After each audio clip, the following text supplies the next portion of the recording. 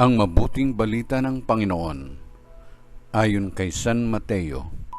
Papuri sa iyo, Panginoon. Noong panahong iyon, sinabi ni Jesus sa kanyang mga alagad, "Pakinggan nga ninyo ang kahulugan ng talinhaga tungkol sa maghahasik.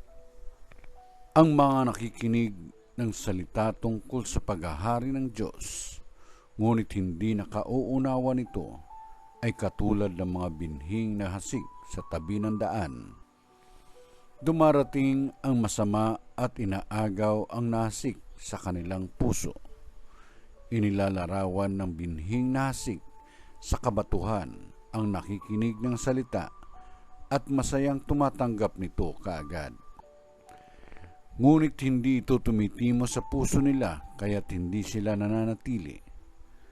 Pagdating ng mga kapighatian o pag-uusig dahil sa salita, agad silang nanlalamig.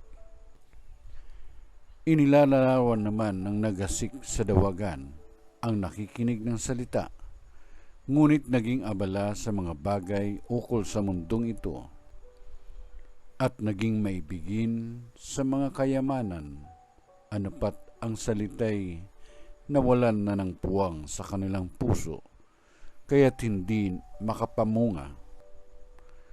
At inilalarawan ng naghasik sa matabang lupa ang mga nakikinig ng salita at nakauunawa nito. Sila'y namumunga, may tig sa 100, may tig-60, at may tig-30. Ang mabuting balita ng Panginoon.